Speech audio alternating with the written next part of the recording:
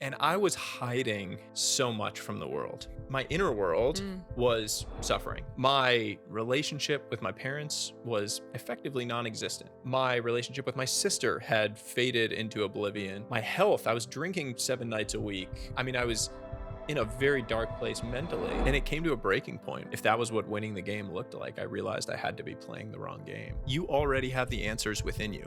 You already know them. You just haven't asked the right questions yet. Casual magic is about how we find beauty in the mundane every day. We all look forward to the 1% of days in our lives that are extraordinary, like the wedding, the birthday, the job promotion. But 99% of days of our lives are just ordinary. And wouldn't it be sad if we only chose to find joy 1% of the time? Casual magic is a habit to help us train our brains to find happiness in new ways, to find things every single day that are casually magic. Hi everyone, and welcome back to Finding Your Casual Magic. I am Jade, and today we're here with another guest episode. Honestly, today's episode is one of my most anticipated interviews of season 1. You are in for a treat. In last week's episode, we looked at redefining productivity through the lens of what brings us meaning. And this week, we're redefining wealth. What does it mean to be rich? How can society's taught definition of wealth actually lead us to feeling unfulfilled? Today, I am welcoming Sahil Bloom to the episode. Renowned entrepreneur, investor, writer of the newsletter The Curiosity Chronicle, and most excitingly, debut author of an upcoming book called The 5 Types of Wealth. Now, I have to be honest, guys. When I first heard the name of this book, I was like, oh no, is this just another bro having a random self-help book that's going to try and teach me to get rich quick? Is this actually going to be of interest to me? Is this going to be something valuable? But then I read it, and genuinely, this book is so transformative. I cannot wait to dig into this because Sahil, it's so evident that he's really gone away. He's interviewed thousands of people around the world with so much lived experience. He's really deeply grappled with so many problems we have in our culture, in our society. And he's come up with new definitions for wealth that I genuinely think will transform your life if you allow yourself to sit with the ideas. Sahil puts forth that while a wealthy life might involve money, it will be defined by everything else. With that, Sahil redefines wealth as spanning 5 categories of life: time wealth, social wealth, mental wealth, physical wealth, and financial wealth. And if you're wondering what it means to live a good life, you guys are in for a treat in today's episode. From prioritizing energy-creating tasks to unlocking more time in your day, how to create deeper bonds and build a powerful network, how to achieve financial independence. This conversation will remind you of what is most important in life. And I know for a fact that you are going to walk away today with more clarity on how to live the best life for you. So, without further ado, hi Sahil. I'm so happy to be here. Welcome. That was a glowing intro. Magic. I feel like I need to bring you around with me everywhere now. That was amazing. I will so happily hype you up. No, genuinely, because I think what you do is amazing. So it's an honor you're here. About you. I've been an admirer from afar of your journey for many years. I feel like I have followed your journey from the very start when I first knew that you were starting a YouTube channel. And so when I was finishing writing this book and the publishing team sent me this list of names of amazing people that you should love to have read your book, and I saw your name on there, I was like, wait, I know her, and I think I can reach out to her. So it all comes full circle, and I'm so happy to be here. No, I love it. I love the backstory. It definitely feels full circle. And that was before you were doing content as well, right? I was working in a very, very different world, yes. And we're going to get into it today. But before we do, I love to start every episode by really inviting my guest and everyone listening to really just be present and to ground with me and to take a few moments to do a short meditation. And for any of you listening who have never done a meditation before, I know that it can sound scary. I know it can sound a bit woo-woo, but I promise you don't need to have a life epiphany in the next few moments. We're literally just going to sit and breathe for a second. And I love this vision of all of us around the world, no matter where you are, if you're on your lunch break, if you're on the bus to work, just taking a few moments to be present in space, in our bodies, and hopefully you'll get a lot more out of this episode because of it. Take a second to notice where you are in space. Are you in a room? If so, how big is the room? Are you outside? If your eyes are open, what can you see? And if you feel comfortable to do so, gently close your eyes. Start to become aware of your breathing. Notice where you feel the breath in your body. Maybe noticing the rise of your chest and belly at the inhale and fall on the exhale. Imagine yourself rooting down into the ground, feeling grounded and aware. And notice if you're carrying tension anywhere in your body. If you can, try to relax, try to allow that tension to release at the exhale. We're going to do a final 4, 6, 8 breath, where you'll take a deep inhale for 4, hold it for 6, and then exhale for 8. So when you're ready, deep inhale for 1, 2, 3, 4, and hold at the top for 6, 5, 4, 3, 2, 1, and big exhale for 8, 7, 6, 5, 4, 3, 2, 1. And when you're ready, you can open your eyes. Welcome to the episode. That was so nice. Do you feel grounded? I do. Do you feel connected to yourself? I feel more connected to you. Oh, thanks. Something about being in physical space with people like that. I love that. That was great. It's different to a remote interview for sure. Yeah, it's much nicer. We've lost touch with this in society in general, and I'm sure we'll get into this, but there is a certain texture in-person human interaction that a lot of people have lost sight of. 100%. That is impossible to replicate. Yeah, and people don't sufficiently prioritize it. We'll get into that for sure. We If you ask me what makes me feel mentally wealthy, I would say constantly learning and setting ambitious goals for myself.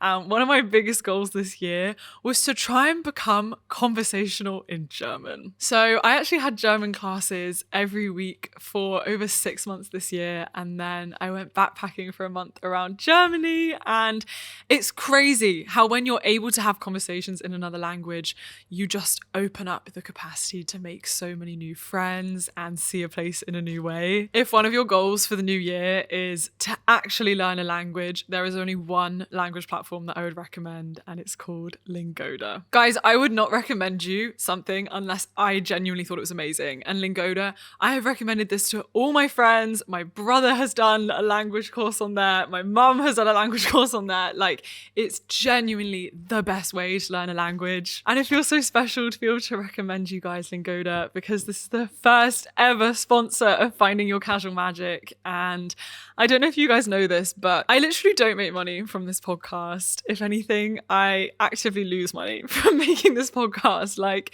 literally, I do this out of love and service of the mission of spreading joy in the mundane everyday. And so to have a language school that I just love and admire so much, wanting to take part in this mission is just really special. And I actually talked to the team at Lingoda, and I got you guys a really exclusive special discount, literally only for listeners of this podcast. So if you're interested in learning French, Spanish, English, business English, or even Italian now, then you can go take small group online classes with a native speaking teacher. You can book classes completely flexibly around your schedule. Like, even if you're a student, you have a busy, hectic schedule, like, it's so easy to find the time for classes. So if you're interested in learning a new language this year, you can get a 7-day free trial to try out some group classes. You can take 3 group classes completely for free, or a private class completely for free. And only for you guys listening today, if you sign up with my code, you can get 10% off and up to 45 private classes in your first 3 months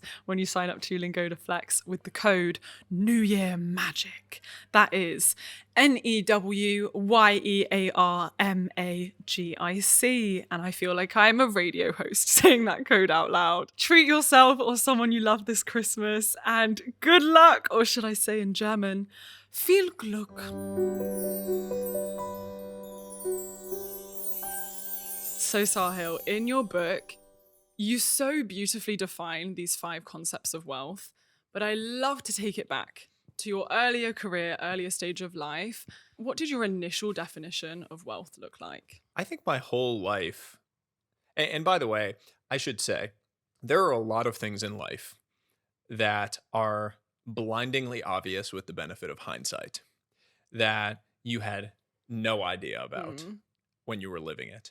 And it's sort of the irony of life in mm, general is that you have to live life forward, but you understand it in reverse. I spent the first 30 years of my life chasing everyone else's definition of success other than mine. And a lot of that, reflecting on it, was grounded in this deep insecurity that I've only now come to understand because I've been able to wrestle with it enough. I grew up in a household that was deeply loving and supportive. A Indian mother and a Jewish father, this mixed race, mixed cultural background, very, very academically oriented. And I have one older sister who was the academic golden child. And from a young age, I started telling myself this story that I wasn't smart. because she was the golden child. I saw, yeah, basically, I saw at every stage that she was doing the things that my family really valued. Mm, She was hitting all the marks that were the definition of success in our household was like a straight A's. And as a result, I would be afraid, I think, in my own mind of what would happen if I gave it my all and wasn't able to live up to that bar. I mm, don't know if this has ever happened to you, but I think about this a lot now that oftentimes you don't give your full energy or effort to something simply because you're afraid of what will happen if you do and still fail. oh, And it is brave to care. mm, Caring requires so much courage because to care about something and then not get it, yeah, you feel like a fool. yeah, it's a self-protection mechanism, Mm, but it manifests as self-rejection mm, in that you're doing something to protect yourself, but as a result, you're not pushing yourself mm, beyond your competency. So you're yeah. not growing as a result. It's self-protection that becomes self-rejection. And I just think looking back, so much of my life was grounded in that original story that I told myself. You're not smart. You're not as good. You're not enough. And what happens when you tell yourself one of those original stories is that it's very hard to break, and you try to seek out external solutions to fix the internal problem. Mm, And so at every stage, when I was making decisions, they were all grounded in this search for external affirmations, like other people to tell me that I was great, other people to think I was mm, successful, because I thought that one day I would wake up and enough of that would have happened that I would feel successful, that I would feel good, that I would feel like I was enough. What we learn in time is an impossible fight. You cannot mm, solve an internal problem with an external solution. It doesn't work that way. Unfortunately, it took me 30 years to figure that out on my own mm, journey, which was the painful part, but also the journey that I would never trade mhm. because it has led me to Yeah, where I am yeah. today. And is the reason that you like can truly relate to so many people in why they're feeling so unfulfilled in their lives, why society's definition of wealth is just not serving them. Mm. You have this wonderful quote in your book, and it shapes a lot of your realizations. You say, "The greatest discoveries in life come not from finding the right answers, but from asking the right questions. If I had been playing the wrong game, what was the right one?" And I'd love to hear more about how the questions that you were asking yourself at that time of life when you were prioritizing the cultural definition of wealth have maybe changed from the questions that you are Mhm. asking now. So when you're young, um, you don't realize it, but you've slowly been indoctrinated into this whole set of assumptions and beliefs Mm, about what is going to create meaning and happiness and fulfillment in your life. And unfortunately, very few of us ever take time to actually question those yeah. because it's much easier to just follow the defaults, right? There's these, David Foster Wallace gave this famous commencement speech where he Mm, talked about these default settings, how we're told that these are the things we're supposed to believe in, the things we're supposed to worship. And the problem is, if you don't question those, you end up blindly worshiping something that may or may mm, not be what you actually wanted to have worshipped or thought had value. Money is the number one version of that. We ascribe and believe that our worth as a human being, can be attributed to a single number and to how much money that we have made. Part of the reason is because it is so easily measured. Because you can put a number to it. It's such an easy to measure thing, and it's a way to stack yourself up, to feel like you're winning whatever game it is that you're playing.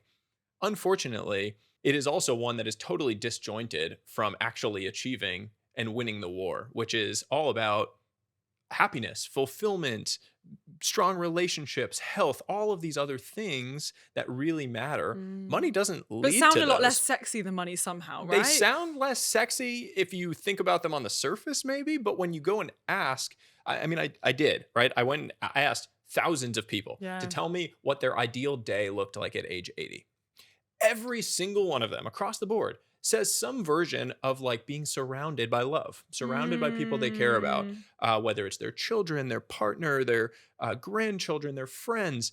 Every single one of them says healthy. They say they want their mind to still be there. They say they want their body to feel okay. They want the time to be able to pursue things that matter to them. And then you ask them what they're doing today to affect that, to go and lead to that end, and they're chasing money. They're chasing a thing that actually doesn't lead to that ideal future that they're trying to build.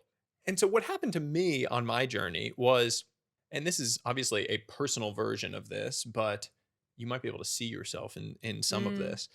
Because I believed that money was the pathway to me landing in that idyllic land of success. I thought I was going to wake up one day, and on the other side of the bonus or the promotion or the title, I was going to find that inner fulfillment, that inner happiness.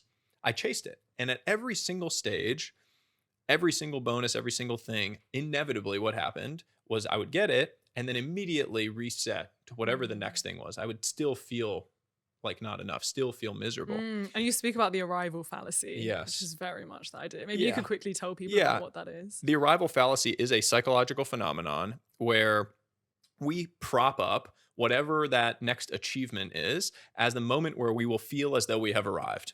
Where, okay, when I get that promotion or when I make that amount of money or when I get that degree from the university or whatever the thing is, we're going to suddenly feel good about ourselves. We're going to suddenly wake up one morning and be like, now like, my life can never get better. I'll always be happy if I make $100,000 a year or if I, am a master's student, whatever the thing is, get into this school. And inevitably you get the thing, you have this momentary feeling of euphoria from achieving it. And then you just like open your eyes and you see some new summit, some new thing, and you're not happy again. What you realize in time is that the real happiness comes from the becoming, not the having.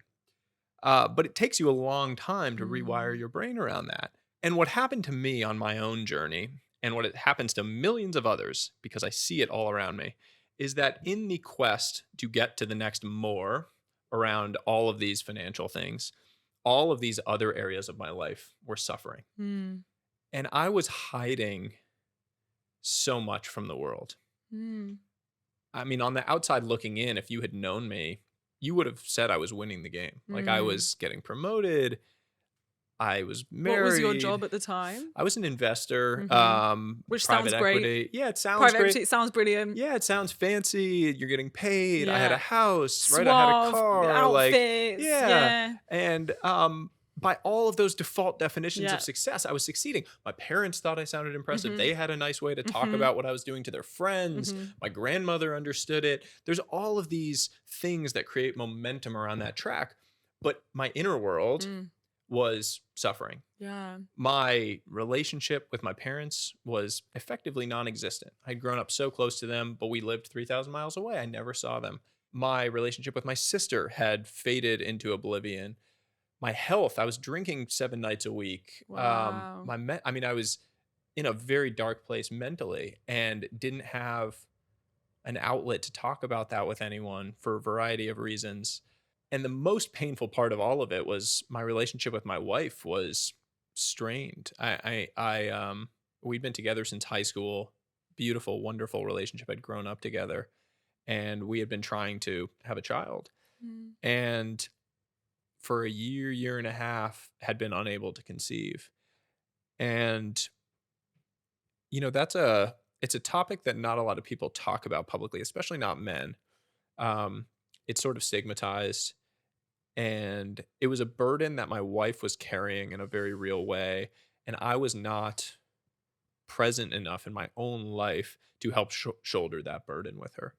It got to the point in my own life where I was winning on all of these external metrics, but if you had seen under the surface, there was anything but winning going on. And it came to a breaking point where I realized that, as you said from the book, if that was what winning the game looked like, I realized I had to be playing the wrong game.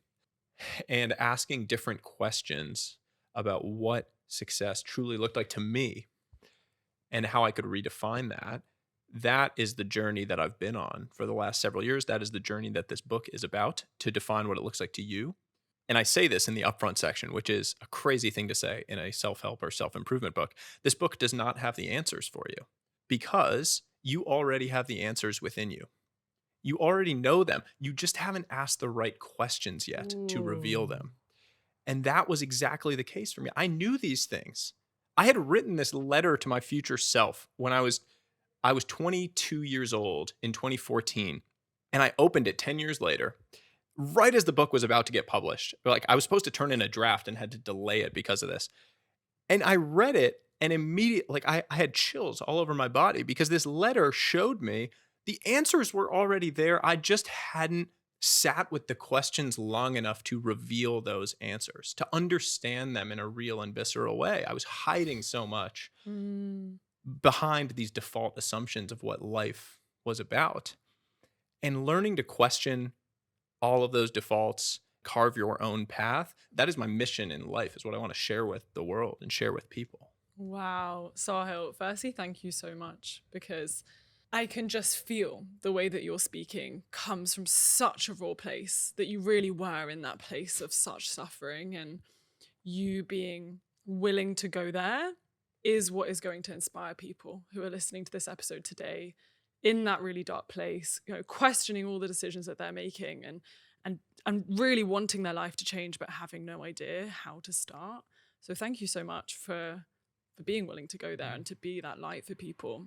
I would love to know, was there a turning point for you?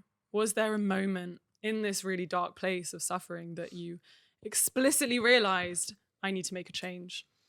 Yes. And the first thing I'll say is, to your first point on being willing to go there, for anyone out there who is suffering or struggling, one of the scariest things about this is you can't tell oftentimes on the surface that someone is experiencing these things. And I've had several dear, dear friends who I now know were going through awful suffering in times. And I didn't take the time to ask and to be there and to sit with them. And similarly, no one asked me. And especially with young people who are experiencing all of these new things for the first time and navigating, trying to find meaning and purpose in their life while trying to make money and a career and family, all of these things. It's so much all at once. Just take 1 second out of your day today to just ask someone how they're doing, because you never know. You cannot tell on the surface if someone is suffering in that way. And being there for one other person is how you guarantee that someone else will be there for you. And I love to even add to that, please look after the men and boys in your life, because I've been on such a journey with my brother in being very close to him growing up, and then watching as society helped him become a man in society's definition of manhood, which involves being less sensitive and being less emotional and like creating more walls around himself, and feeling this emotional distance between us because he was less willing to share things with me, and having to almost regain that level of trust with him where he could really be vulnerable and share when he's struggling, and to learn that that's okay and doesn't make him less of a man.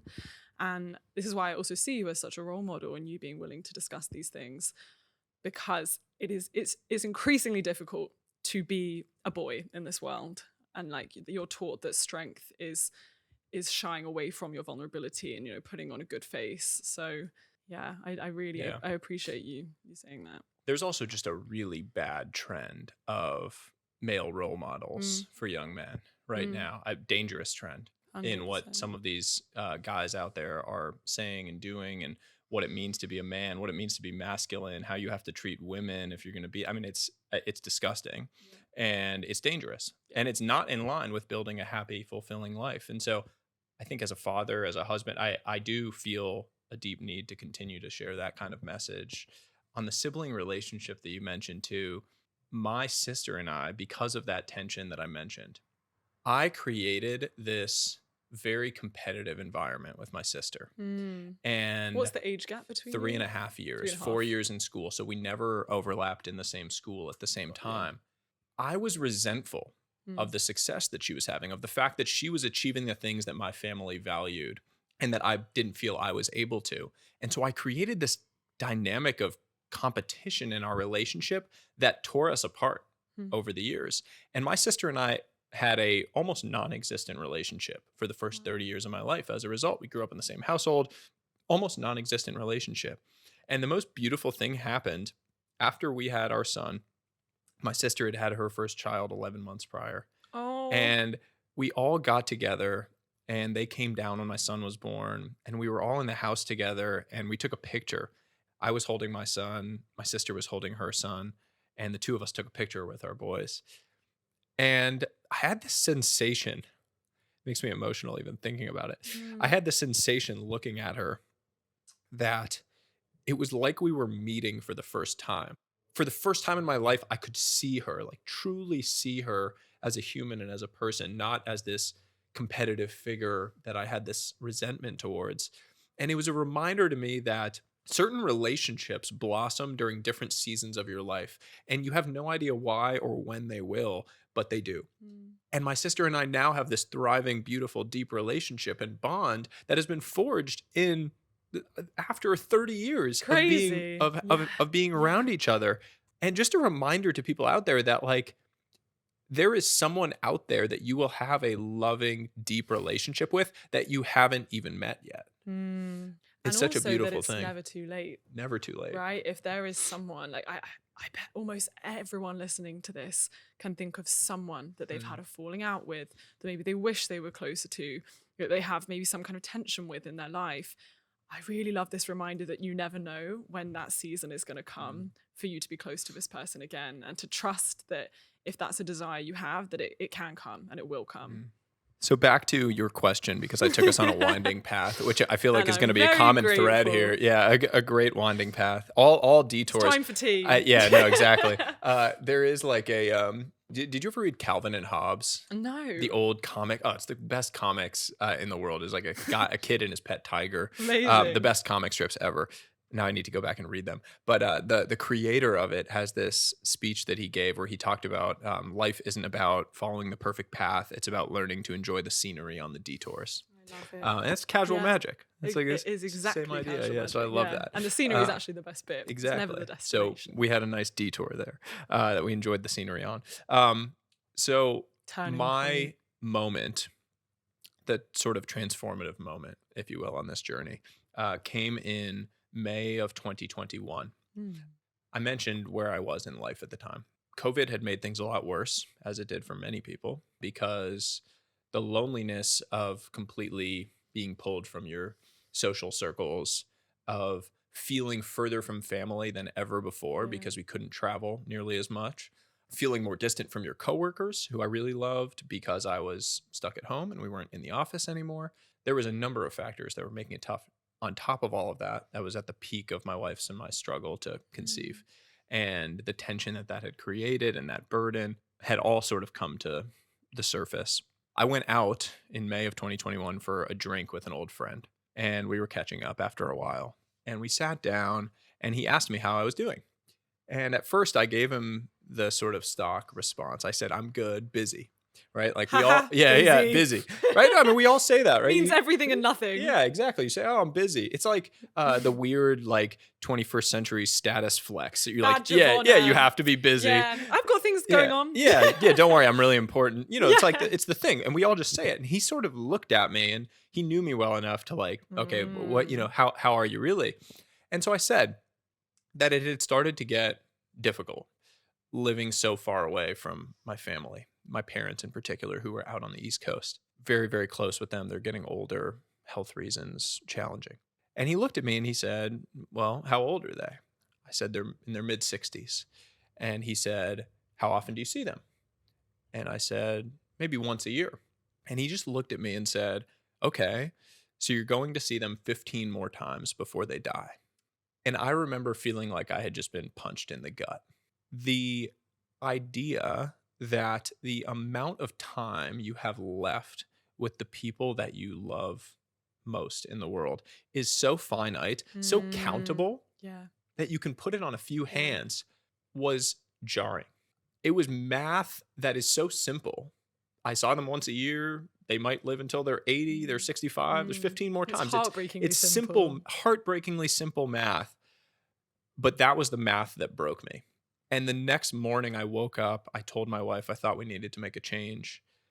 And within 45 days of that, we had sold our house in California. I had left my job and we had moved back to the East Coast to be closer to our families. That is what they call a turning point. A turning point. And the most beautiful thing in all of it was within 2 weeks of getting home into our new house on the East Coast, my wife got pregnant. I have chills. And I'm not a particularly religious person, but it was one of those moments where you feel like God winked at you. When something comes into alignment, when your life comes into alignment, everything falls into place as it should.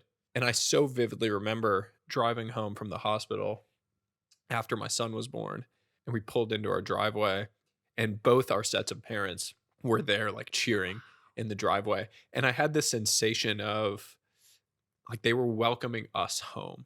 Wow. We were exactly where we were supposed to be. And that maybe you've been lost until that moment, right? And Yes. it's like, now you're exactly where you need to be. Yes. Sahil, Sorry. I genuinely have chills because I think it's moments like that where you do have this belief in the universe, in a higher power, in God, in something that was waiting for you to finally listen to your gut feeling, to like come back to self and connect with core. And until then, like nothing was really gonna flow. And now you've been blessed with Roman. Yes. The biggest blessing, the craziest blessing. No, guys, it was so sweet. Earlier, I saw Sahil outside. I heard his voice and I was like ready to welcome him in. And then I just saw you on FaceTime to your son. And I thought, as if you're just FaceTiming your son before coming on my podcast. Like, I can feel from you how much it means to you to be a father and how long awaited this is and what a blessing Roman is. His arrival and all of the changes that happened in my life as a result of that move, my wife getting pregnant, leaning into these things that created energy in my life, all of these changes that have happened, a big part of it was this idea of time wealth, this idea of the impermanence of your life, and leaning into that, not shying away from it and being afraid of it, but embracing time as your most precious asset, understanding that these moments, these windows of time that we have higher importance. There are certain moments in time in your life that you need to lean into because they are more important. They have that like higher elevated idea. The ancient Greeks had 2 words for time. They had chronos, which was the idea of like normal quantitative linear time, and then kairos, which was this idea that certain moments had texture. They were more important than others. And I think about that constantly with my son because there is a 10-year window when you are your child's most important person in the world. You are literally their favorite person in the world. And after that, you'll never occupy that in their life again. They'll have best friends, boyfriends, girlfriends, partners, spouses. They'll have children of their own. They move on. And if you aren't present, if you don't really put your attention and energy into these moments, into this short window of time, it'll be gone in an instant. I feel like having a child, seeing your parents get older, seeing their mortality, unfortunately, all of those things hammer away at you on the need to have an awareness of just how valuable your time is because you're everyone who's listening to this is young. Talk to me about the idea of being a time billionaire. It's my favorite. So this is this concept from originally from an investor named Graham Duncan, who said this concept that when you're young, you are literally a billionaire in one way, which is time. Everyone focuses on becoming a dollar billionaire. I'm going to make $1 billion. But you are a billionaire right now because when you're 20 years old, you have roughly 2 billion seconds left in your life. A billion seconds is about 30 years. So you have 2 billion seconds left. But you're not relating to yourself that way. Yeah. Time is one of those things where if you were to look at like how much people think about it over the course of their lives, it's basically like they don't think about it at all. And then right before they die, it's the only thing they think about.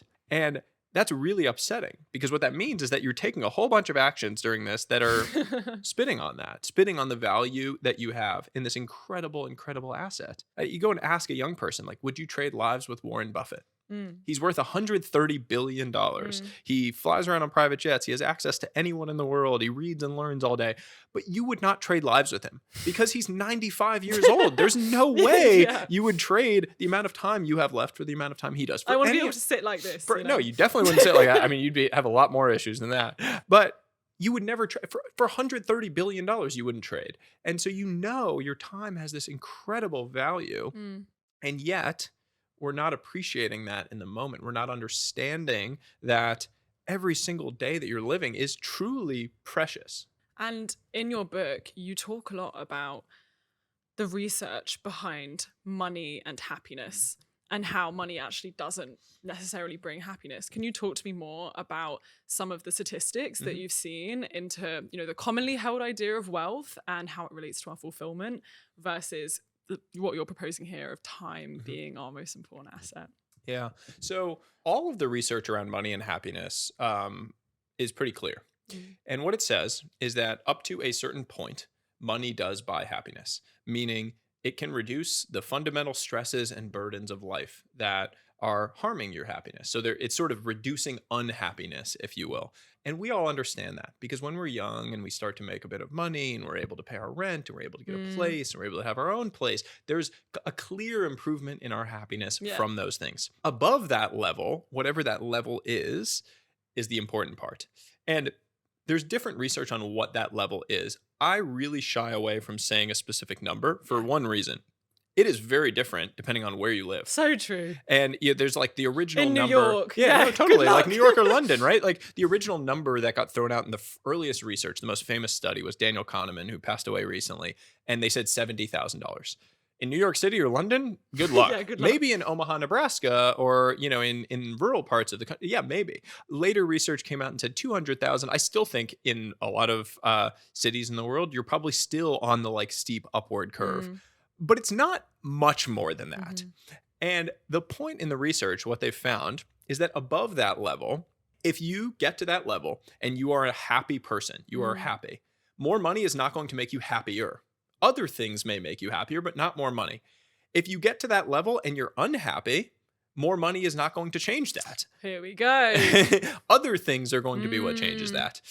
And so that is the important point because Arthur Brooks, I think, had the best articulation of this. He's a world-renowned happiness researcher. And what he says is that he thinks the reason for this is because early in our life, we do learn to associate money with happiness because we're on the steep part of the curve. Yeah. And so we're like mice, right? Like we create a pattern. We do a thing and we get a reward from it. And then we assume that that's just going to continue in perpetuity. So those early in life happiness gains from money, we assume will just continue on the exact same curve, even though they don't. So later in life, when we are on the part where it's flattened out, we continue to chase that same high by trying to, as he says, ring the money bell, thinking that it's going to be the thing that drives that incremental improvement in our lives. You don't need to look far to understand that it doesn't work, right? The Forbes top 10 richest people in the world have 13 divorces among them. Yes.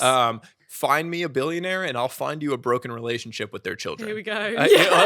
It's not to say that you shouldn't chase. But even on a smaller scale, right? It's like, I have some of my closest friends are investment bankers, corporate lawyers. My housemate for a while, was getting home at 3 a.m. every day, utterly exhausted. yes, she's making good money, but her health is falling, her relationships are falling, she couldn't make her best friend's birthday party.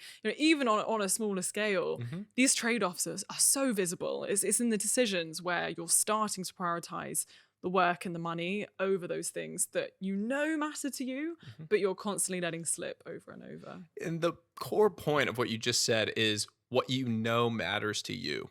And it's to you, not to what you think other people will value in you.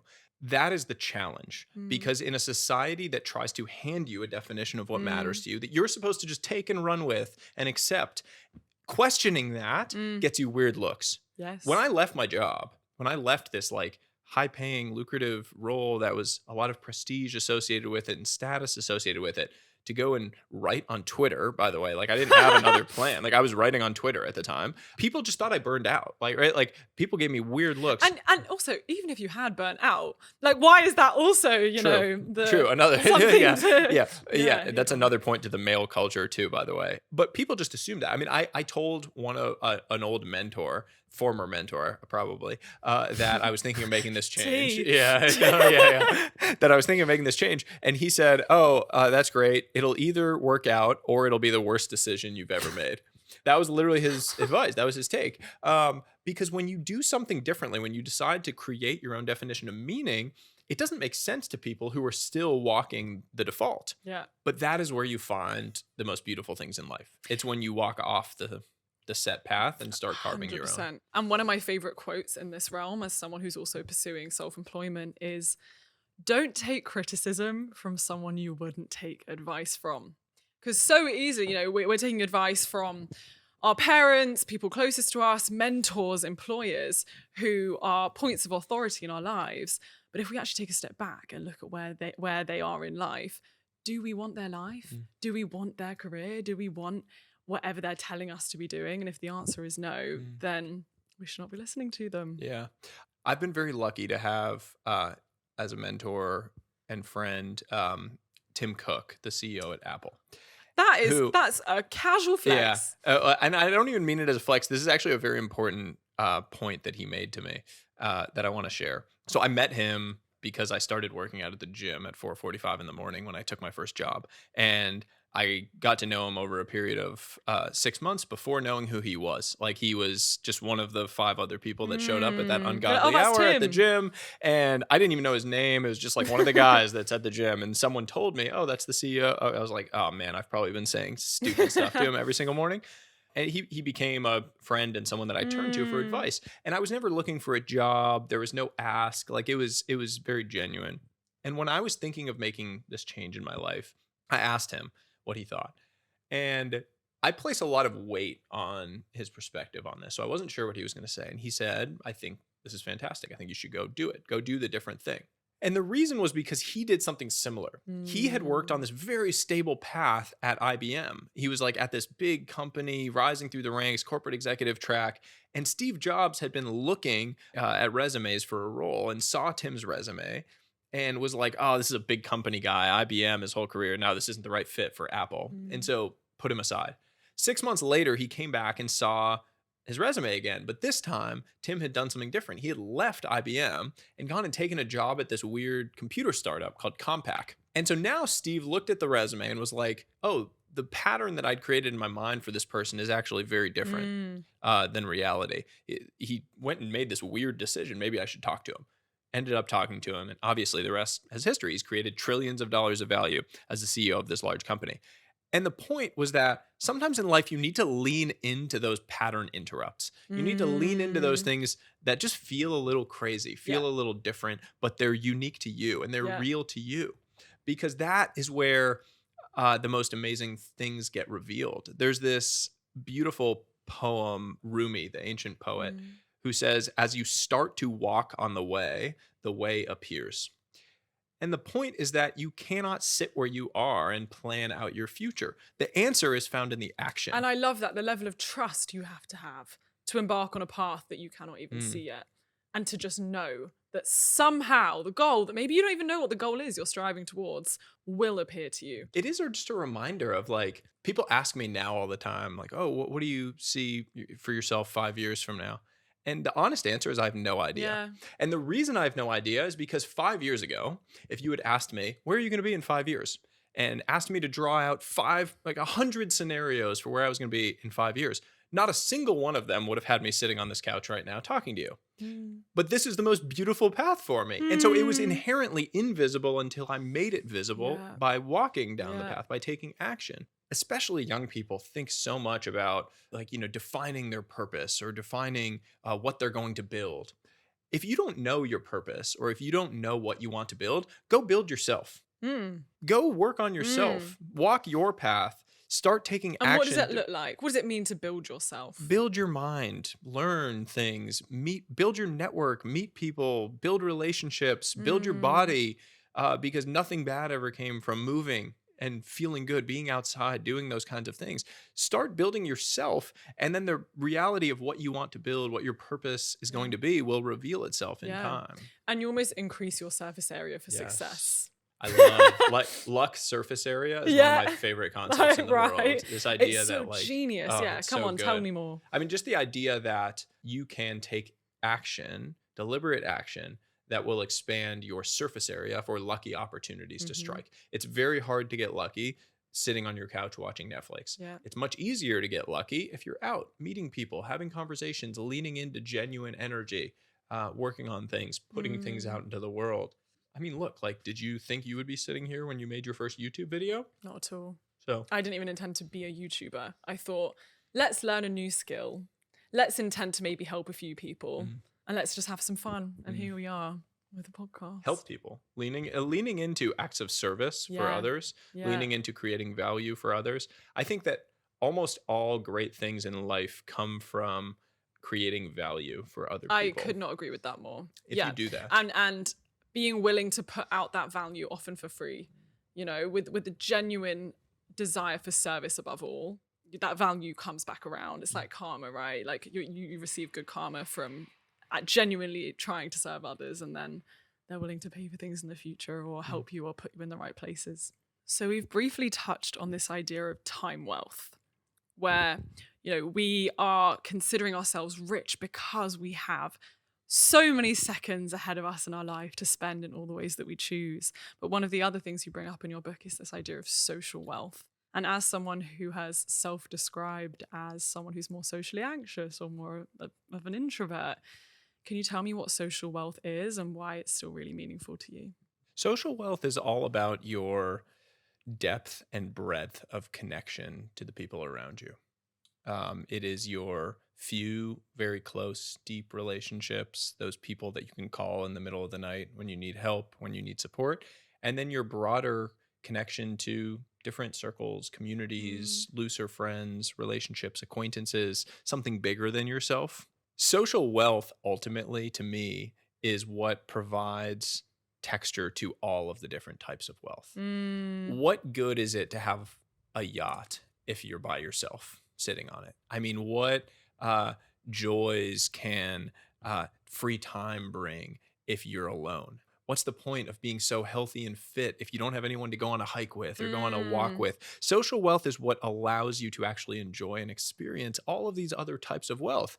And it is also scientifically the single most important factor for living a healthy, happy life. The Harvard study of adult development is this unbelievably powerful longitudinal study run over the course of 80 plus years, surveyed 1,300 participants, and they found that the single greatest predictor of health, physical health at age 80 was relationship satisfaction at age 50. So it was more important than your cholesterol, than your blood pressure, than if you smoked, drank, any of those things. How you felt about your relationships was what impacted your health and your happiness. And yet, we live in arguably a friendship recession, right? Like we live in this... Tell me more, because I could not agree more. I'm very passionate about this. I think it's the single most terrifying trend in society right now. I think the news reports on crime, terrorism, all sorts of awful things that are happening in the world, but loneliness and this friendship recession is the scariest. Teenagers in the United States are spending 70% less time in person with their friends than they were 2 decades ago. 70%. We're more connected than ever before via our phones, but we're less connected to the people right in front of us. You walk down the street in London or in the US, no one looks at each other. You're like this, tell me you're looking about down. it. If you look at someone, people think you're weird. Yeah. I actually saw this thing Can you recently. imagine you on the tube trying to smile at everyone? Oh, no. Oh, I saw this thing recently that was like, you know, when you sit on a train and you don't want someone to sit next to you, you put your bag on the chair. And the person said, that's actually not a good move. What you should do is like rub the seat and smile at people, because then they definitely won't. Then they definitely won't sit there. Yeah, that was and I was like, oh, it's pretty good. It's pretty funny. But no, I mean, in all seriousness, this idea, like this loneliness pandemic that we are in, is a really scary trend, because that feeling of being alone, especially when you are in a challenging time, I experienced that. Right? And that's not because I didn't have friends. It's because what I didn't have was the shared vulnerability to be able to open up to those people and to feel comfortable doing that. And so I said, for men, very difficult, because there's also this like social stigma attached to that vulnerability and to opening up. And we don't do it. We don't take the action to do it. When you actually open up, usually the other person will meet you there. If you have a close friend, when I first started doing that, I was blown away when I opened up in that way. It's like you're opening the door for them to come through as well. It creates a ripple effect where then they will, the way I've always thought about it is vulnerability breeds strength. And it's this beautiful paradox where you think that vulnerability makes you weak. It actually makes you stronger, because it sets off this chain reaction where then other people feel they can share their vulnerability, and that you can work through that. You can wrestle with that. You can help each other. But it doesn't happen if you're just putting up a cover. And I think this is why loneliness is such a layered concept, because it's not about not having people around. You know, you can live with people, you can have housemates, you can have a partner, you can have friends, and still feel deeply lonely because of this mismatch in vulnerability.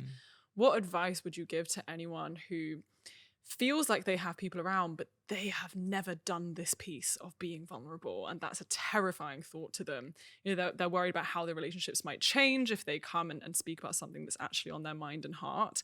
How would you empower them to go about that and transition these relationships to something that's really fulfilling? The recognition is that you are not alone. I constantly said that to myself.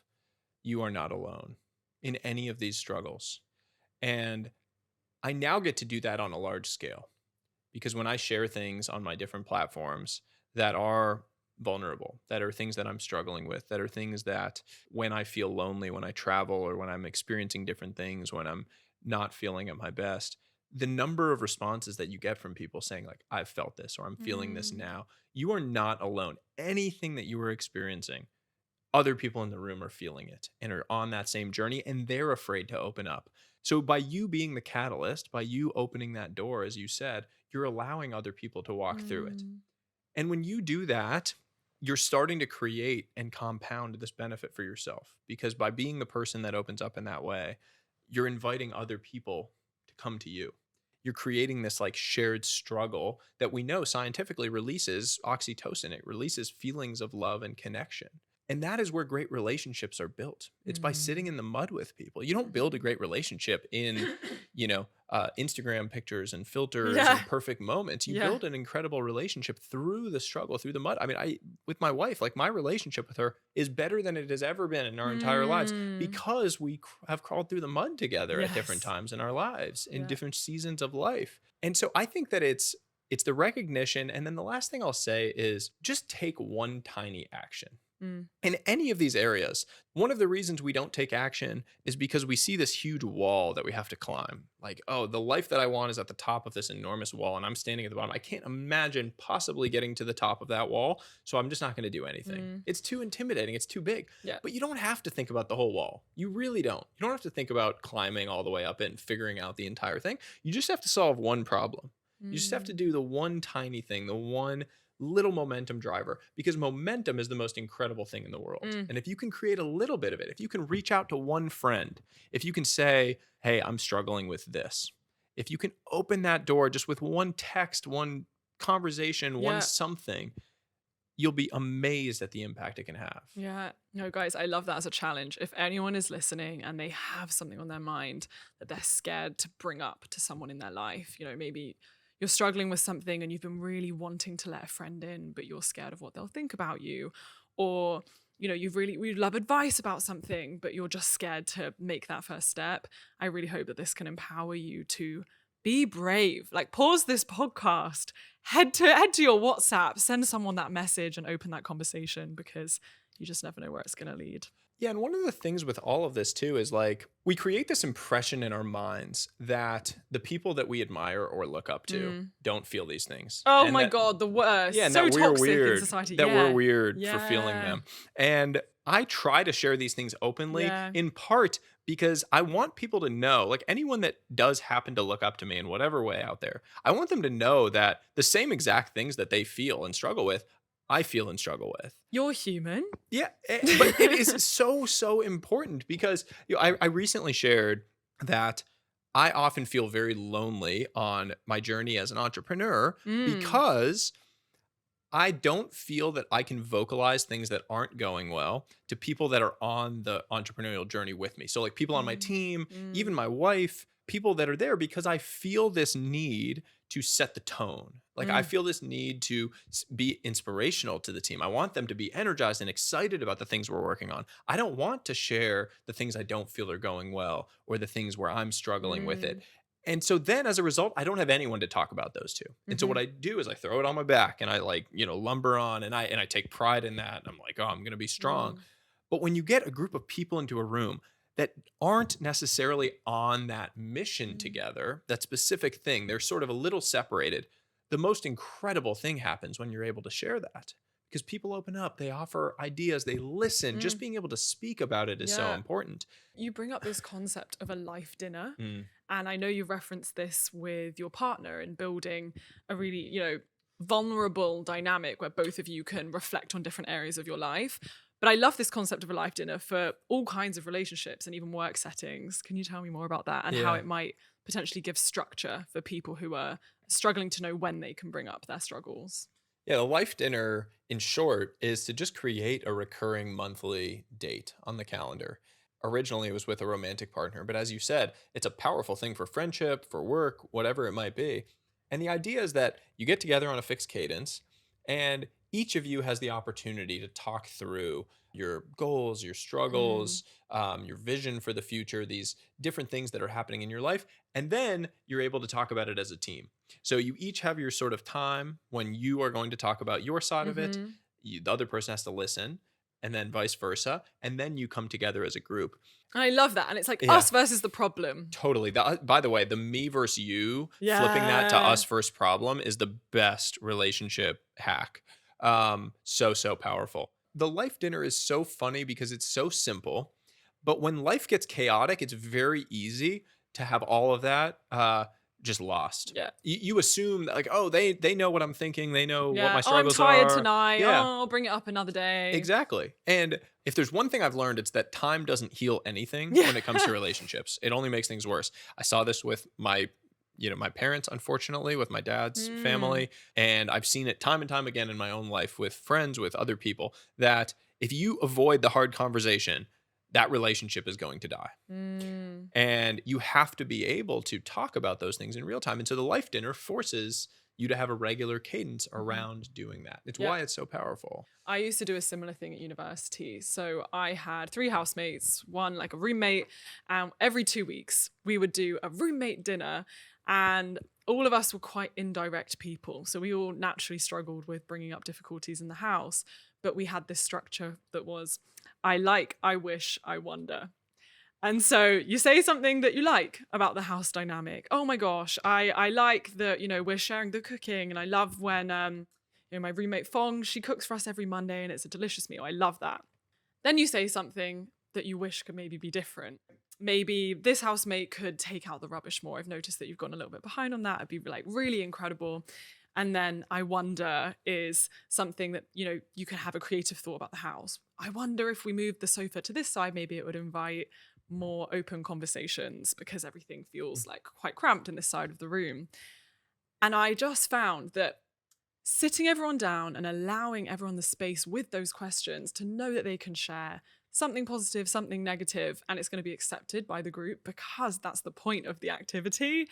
It just made everything so much simpler. It allowed space for people to bring up things. Resentment was never built up. So That's yeah, a really good one. love I the love life that. dinner. The other one that has helped me a lot, and this is for my fellow fixers out there. If Oh, yeah, you are come a on. fixer, Explain what a fixer yeah, is. a fixer is a person who always seeks to fix. So another person, you come to me with your problem. Oh, I'm feeling so sad today. Yeah, and I say like, well, what could we have done differently? Like how, that thing at work that you're not happy about. Well, you could have approached it this way. I am a fixer, and a lot of, especially highly analytical people, ambitious people, I find are fixers. Like their bias is to analyze the situation and then provide a solution. It took me way too many years to learn this, but a lot of times the other person doesn't want you to fix the problem. That was news to me, apparently. For whatever reason, I had ignored that fact that sometimes the other person just wants you to sit and listen. And so there's this framework that I share in the book called helped, heard, or hugged, which is that you ask, when the other person comes to you with a problem, you ask, do you want to be helped, heard, or hugged? Helped is fix, like analyze the situation, help me. Heard is just listen. And hugged is sit and give me a hug. And that has had so much positive impact on my relationship with my wife, because I learned that most of the time she just wanted me to listen and then give her a hug. Her love language is touch. She just needed to be comforted. She just needed to know that I was there with her in the moment. She didn't want solutions. And so all of the effort and energy that I would put into that was not meeting her where she needed me to be. It was a selfish act because it was me being where I wanted to be, not where the other person needed me to be in that moment. And you develop a pattern where you understand what the other person needs. So you don't have to ask that question every time. But it's a really powerful thing because it's that reminder to be where that person needs you, not where you want to be in that moment. What was it? Helped, heard, or hugged. Yeah. Okay, I'll remember that one. Thank you. It's a good one. Are you a journaler? I am most definitely a journaler. Have you heard of Morning Pages? No. Okay. Have you heard of The Artist's Way, the book? No. It is one of the most life-changing books ever. And especially as someone who's pursuing a creative career, you've got to get on it. Oh, look, the notebook is out. It's giving journaler. So The Artist's Way is a book, but also a 12-week course. And it's for anyone who feels burnt out, like they've lost their connection to self, or if they feel like they're struggling with their relationship to creativity. So if you feel like you've got a lot of perfectionism, if you feel a lot of creative blocks, this book every single day invites you to, as soon as you wake up, brain dump 3 pages, morning pages.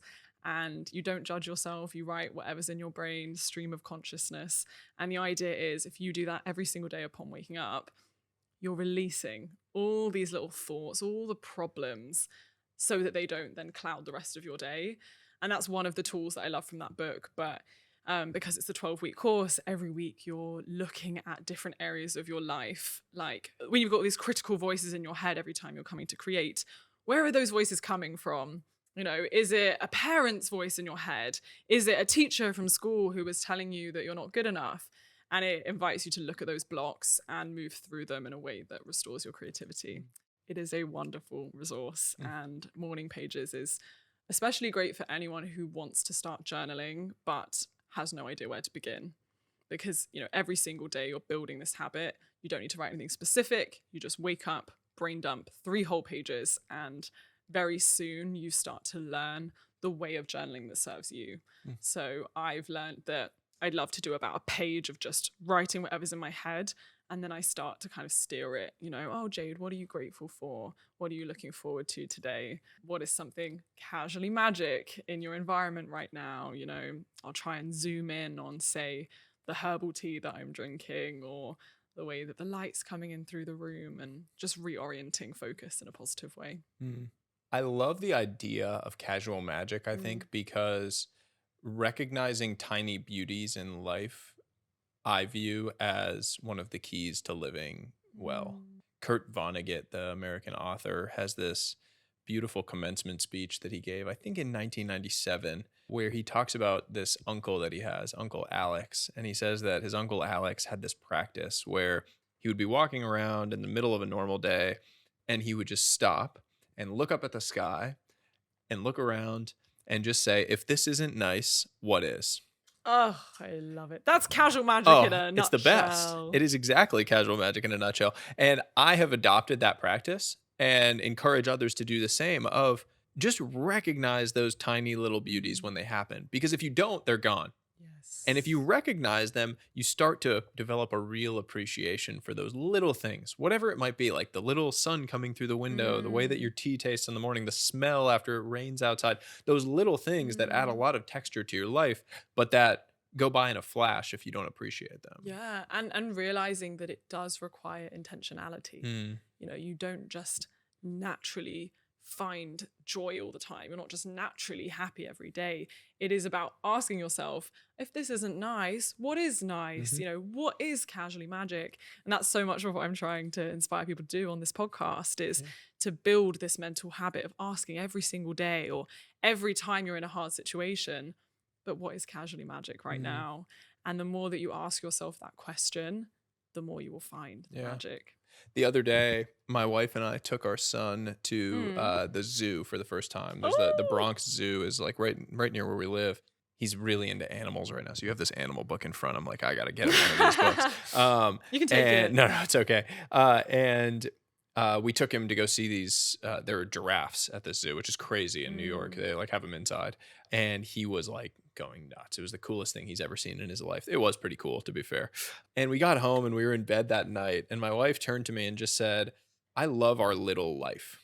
That was what she said. "I love our Wow. little life." And I was reflecting on it later that there's something really beautiful in the way that she said that. This idea of like little life.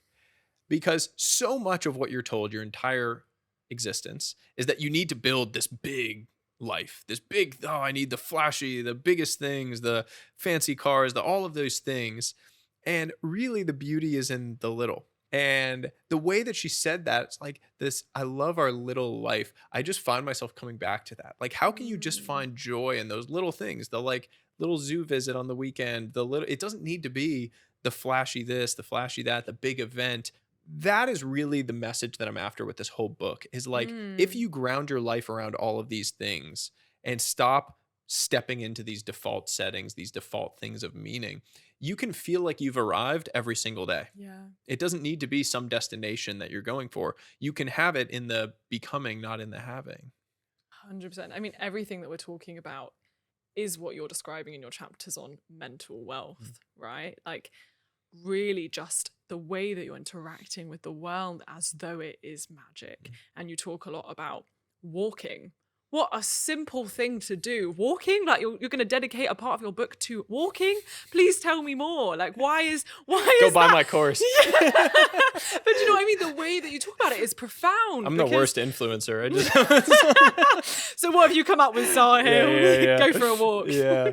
I say this a lot, that like I'm doing so many things that are so against the entire like self-help influencer playbook, right? Because the entire like influencer You can't brand self-help. walking. No, yeah. I mean all of this stuff, right, is built around like I'm gonna shove an answer down your throat, especially male Mm. influencers, by the way. And Yeah. it's the reaction that you had when you first were like, oh, another bro influencer book, because so much of it is like I'm going to shove this fancy answer down your throat. It's like this is the only way for you to make money, or this is the only way you can get ripped, or like this is the only way you can make friends, whatever it is. And I And you're literally, the problem. yeah, I explicitly say I don't have the answers for you because you already know them. I'm going to help you ask better questions. And it's like the exact same as this Socrates. this walking thing is like, I can't sell you an ebook on like, here, go for a walk. Like my, the health plan is like, move your body for 30 days. I can't sell that ebook. 75 yeah, hard. $75. 75 Yeah, walks. exactly.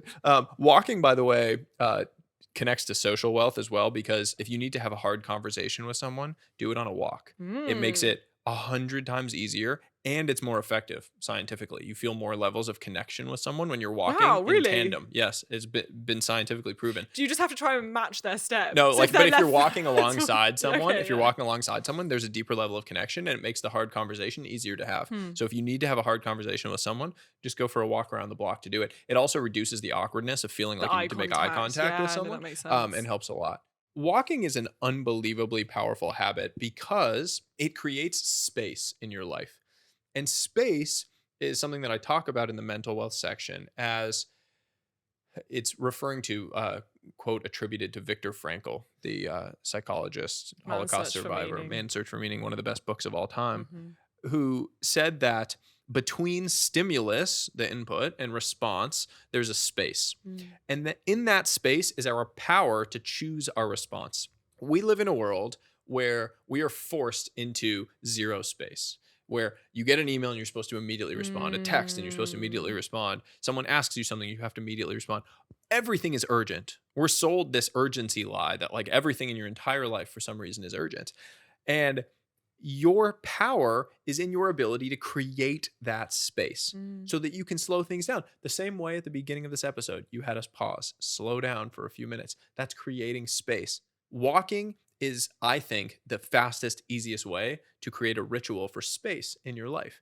And it's not walking, listening to an audiobook on 2x speed, or even listening to this podcast on 2x speed. Oh, damn. It's giving yourself a little bit of space in your life, as short as 5 minutes. You go for a walk around the block and you feel immediately a clarity of mind that is almost impossible to engineer through these tiny little actions that you can take.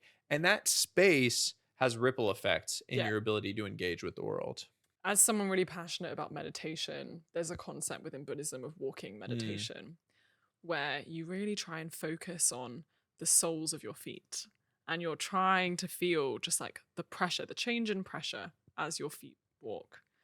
And then, you know, once you've kind of used that to ground yourself, you can look around. You can start to zoom in on things. You can start to zoom in on colors. You can zoom in on textures. And again, to me, this is this idea of casual magic, where you are literally finding magic in the tiniest possible sensations possible within your 5 senses. And I think walking is such a special way to do it because you're constantly presented with new stimuli. And if you've got a busy brain, there's nothing that will more quickly ground you to the present moment.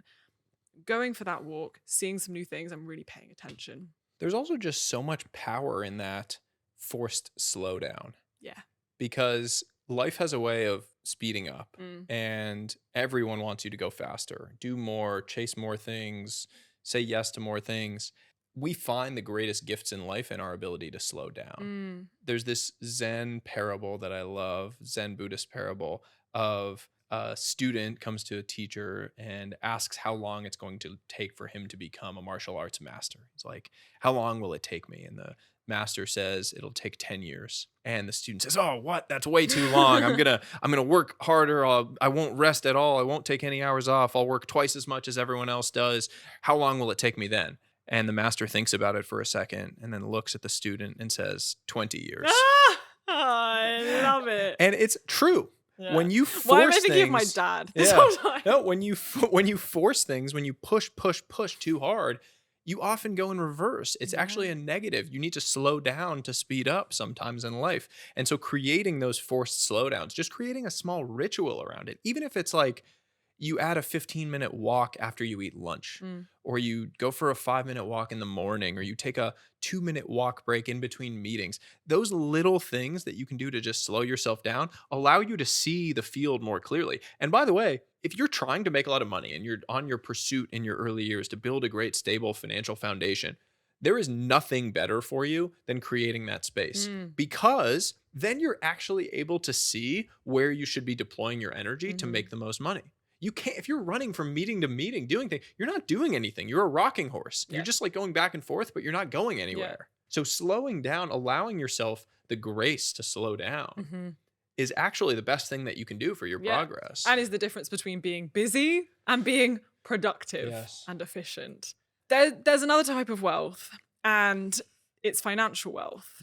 And there is a question that I would love to pose to you that you explore within the book. And I think a lot of people listening will resonate with this as a struggle. And that is, what is enough? How do we define enough? And you also tell a story in your book about a fisherman and like an investor or something. I can't remember. But I remember that story is also brilliant. So if you want to tie that in, I will. Feel free. So first I'll tell a personal story, then I'll tell that one. So after my son was born, I was out walking him one morning because he wouldn't sleep other than in his stroller.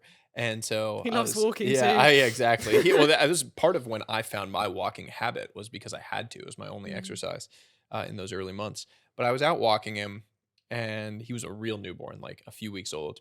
And this old man approached me on the sidewalk, and he came up to me and said, I remember standing here on the sidewalk with my newborn. She's 45 years old now. It goes Wow. by fast. Cherish it. And I took my son home that morning. It had hit me so hard. And I brought him into bed with me. My wife was still asleep. The sun was like slowly starting to come through Mm. the blinds. And my son had this like little smile on his face, the way a little newborn does. And it was the first time in my life I had this sensation that I had arrived, but I Wow. didn't want anything more. There was nothing more in the world that I wanted. That moment was enough. And so I say in the book, never let the quest for more distract you from the beauty of enough. And that idea of enough, of like, what is your definition of enough? What is your definition of meaning? What does your definition of success look like? Is so central to everything that we're talking about. Because in the absence of that knowledge of what your enough looks like, you will default into just chasing the more that everyone else tells you to chase. Mm. Unless you define what enough looks like to you. Mm. And it doesn't need to be the same. My enough might be having a few houses because I love bringing people together and entertaining. It doesn't need to be Spartan. It doesn't need to be, me saying define enough doesn't mean that I'm going to go off into the Himalayas and go like sacrifice monk my world. broth? Yeah, and drink monk broth and meditate for 12 hours a day. If you want to do that, by all means, go do it. I won't be joining you.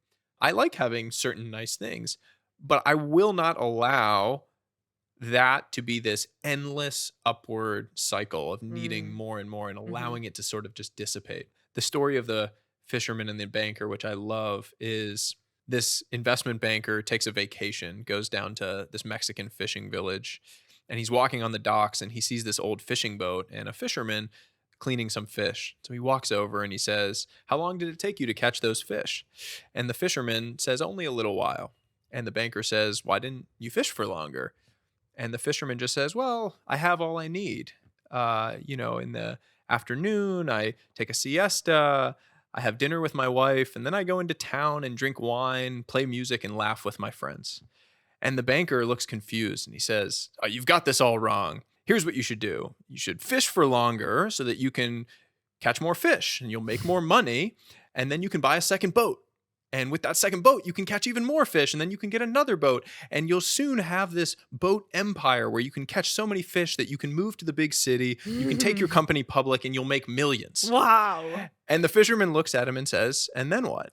And the investment banker looks at him and says, "Well, then you could just fish for a little while and you could have siesta in the afternoon and you could have dinner with your wife and then go into town and drink wine and play music and laugh with your friends." And the fisherman looks at him and smiles and walks off into the sunset. And the idea is that the fisherman and the banker, neither one of them is actually right. Mm. It's not about the banker being wrong and the fisherman being right. It's about you needing to define what matters to you. Define your definition of success and then build your life around those things. Don't default into whatever society wants to hand you or what other people want to hand you. Carve your own path. Define what matters to you and then go build your life around it. Wow.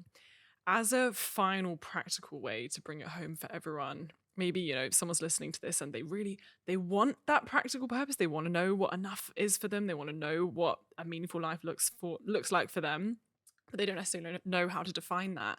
Could you tell them about this idea of the life raiser and how maybe just having this almost mission statement could give them that clarity that they need? Yeah. I spent time as part of the research for this book with a man named Mark Randolph, who was the founder and the first CEO of Netflix. And Mark has this story that he talks about that throughout his entire career, which has involved founding many companies, making loads and loads of money, he had this one single non-negotiable rule that every single Tuesday at 5 p.m., he would leave work to go have a date with his wife. And no matter what, it was if there was a crisis, if things were breaking down, if there were critical meetings, he was leaving, he was walking out the door at 5 p.m. and going and having this date with his wife. And he says that the thing that he's most proud about in his life is not that he has founded these companies and built these incredible things. It's that he managed to do all of that while having an incredible, thriving relationship with the person he cares about most and having and raising a family of children who still love him and want to spend time with him. And that is his definition of success. After talking to him, I had this realization that those Tuesday 5 p.m. dinners really had nothing to do with the dinner itself or the action of the date or anything like that. It was about the ripples that created in his life, what that meant to all of the people around him. It was about the fact that it was identity defining for him. He was the type of person who prioritized this relationship with his wife, the meaning that had into every area. And so I came to this concept of what I call the life razor.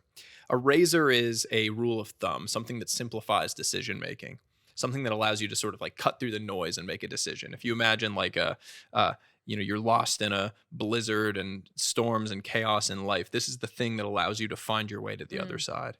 For Mark Randolph, he was the type of person who never missed a 5 p.m. dinner with his wife. And that means something. So if an opportunity comes along that is going to challenge him in life, he can say, what does the type of person who never misses a 5 p.m. dinner do in this situation? Figuring out your version of that, figuring out your version of the 5 p.m. dinner. Like, what is your one single identity defining rule for your life is a really powerful exercise. And it's one that I walk through in the book. Mine is that I will coach my son's sports teams. I love yours. And I say that there's 3 important factors that really matter for a good one. One is that it is controllable. I can control that I'm coaching these teams. I can create the time for it. I can create the freedom to do that.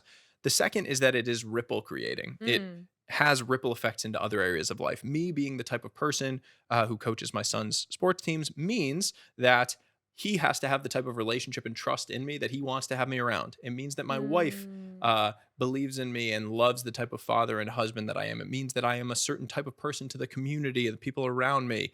It means that I have high integrity and morals, because otherwise people won't want to have me around their kids. It means all these other things.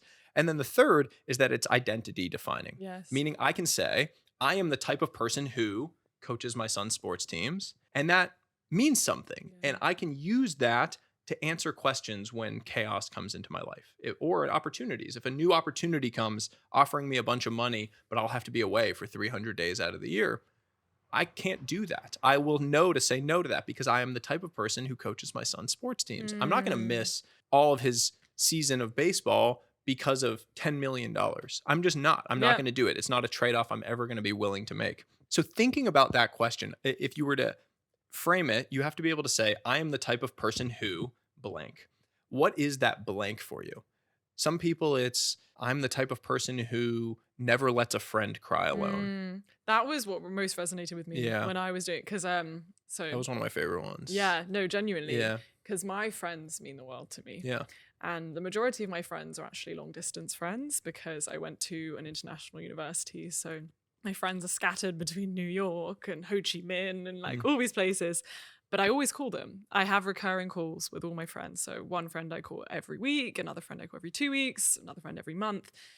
And I've not seen some of these friends in person for over a year and a half. And yet I've never felt closer to them because we maintain these relationships so strongly.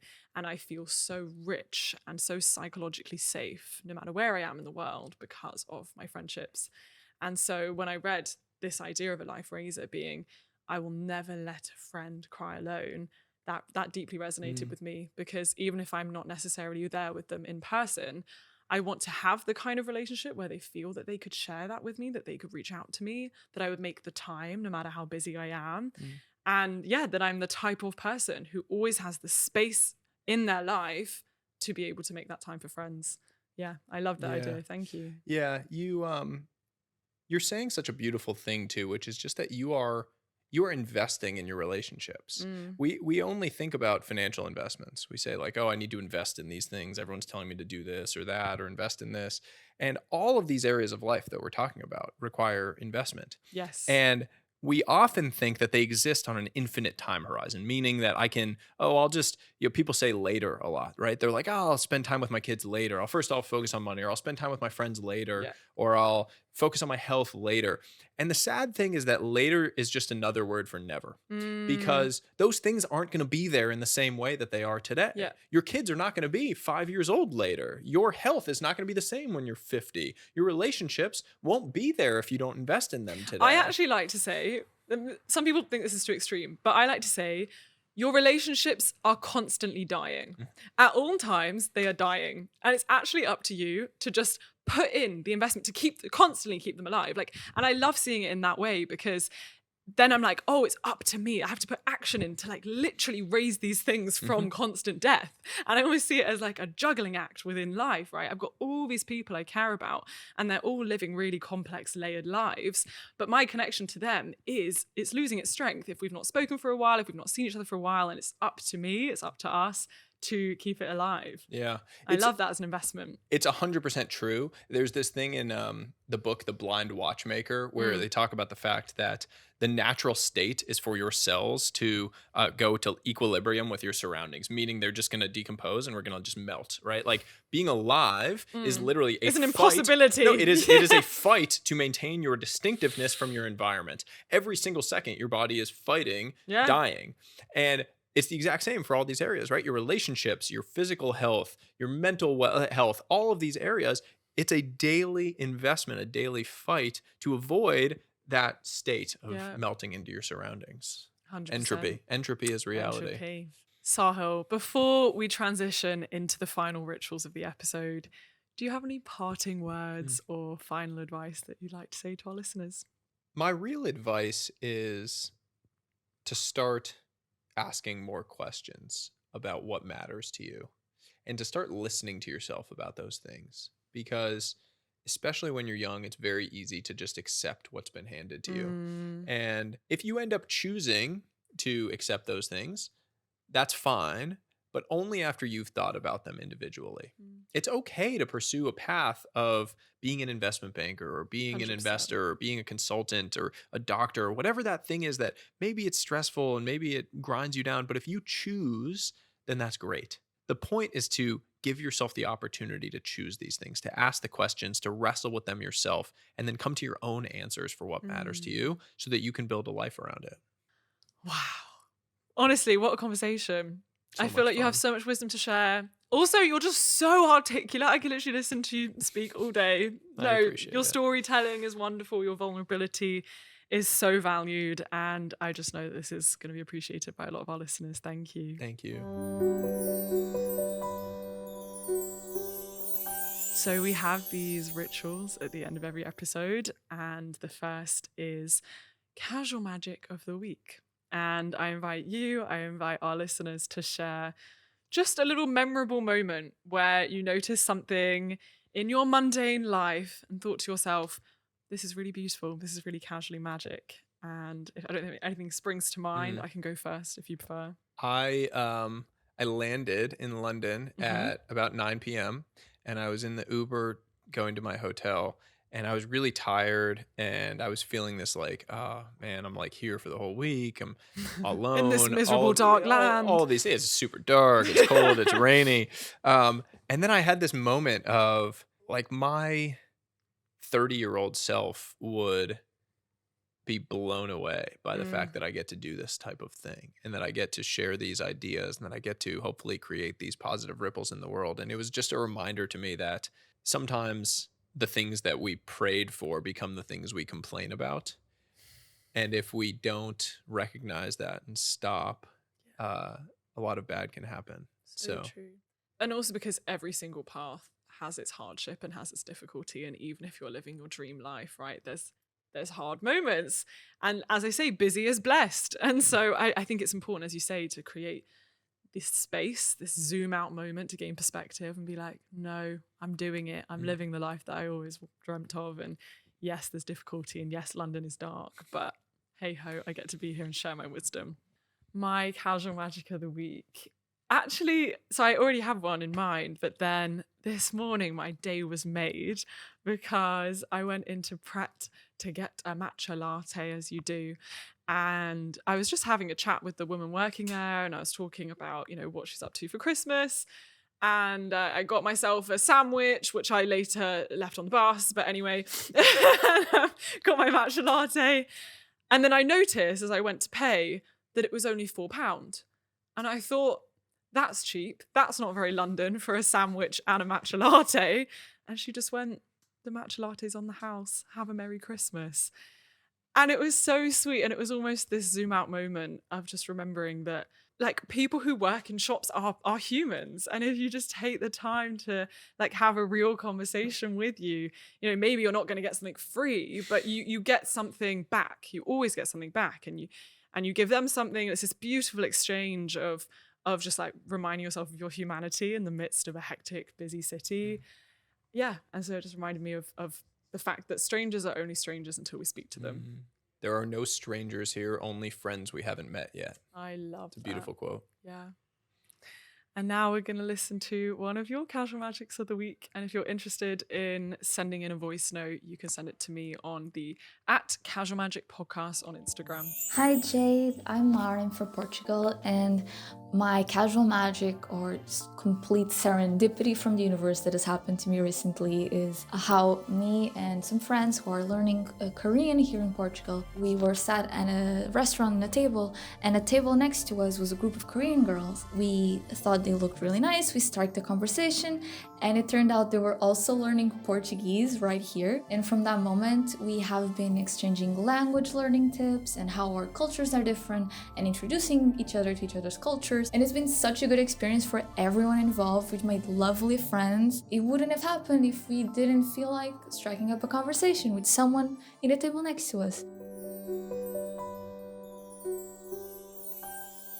And as our final closing ritual, I really love to invite our listeners to get out a journal, get out a notebook or their notes app, and really take a moment to reflect on the past week, to answer 3 very simple questions, and to use that reflection to guide an intention for the coming week. So a 1-word phrase or intention. And as I'm saying the questions, I'd love you to think about your intention for next week. What went well this week? What are you proud of? Or what is a little win that you can celebrate? What is something that maybe challenged you this week, or something that you would change coming into the next week? And then based on this, what is an intention that you want for this next week? It can be 1 word, a phrase, or a theme. What kind of energy do you want to carry into this next week? Sahil, do you have an intention that you want to bring into next week?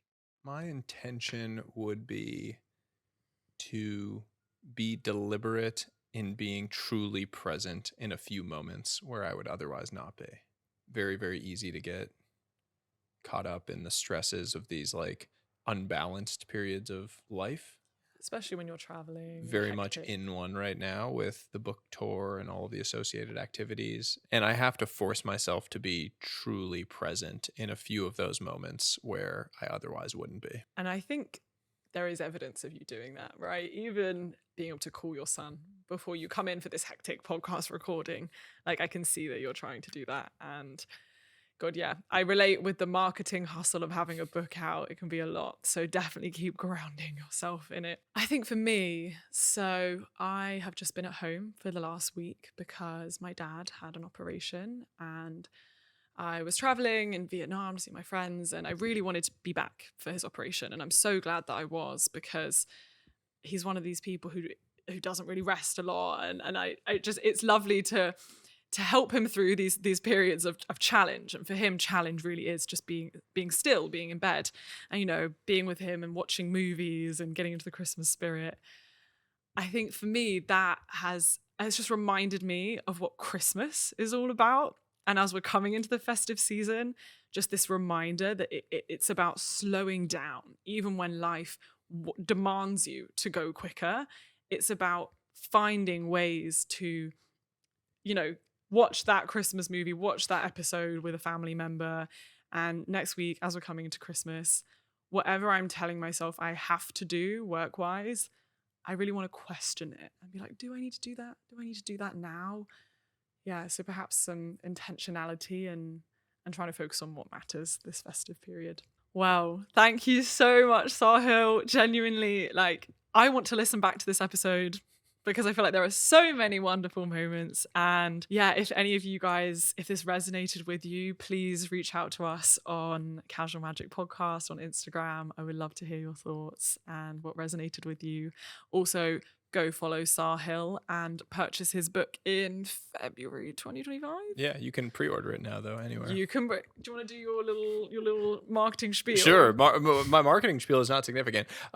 You can pre-order The 5 Types of Wealth anywhere books are sold, Amazon, or any of the other outlets. And you can find more information at the5typesofwealth.com. Amazing. Thank you so much. And if no one has told you guys today, I just want to remind you that you are enough. You are enough exactly as you are. No matter how wealthy you feel on all of these scales of wealth, no matter where you feel you are in your self-growth journey, you're enough exactly as you are. And the fact that you are the type of person who clicks on a podcast episode like this, and you get to the end of a podcast episode like this, I just know that such good things are waiting for you because you're really asking the questions that matter. I'm sending you guys so much love and stay tuned and stay magical.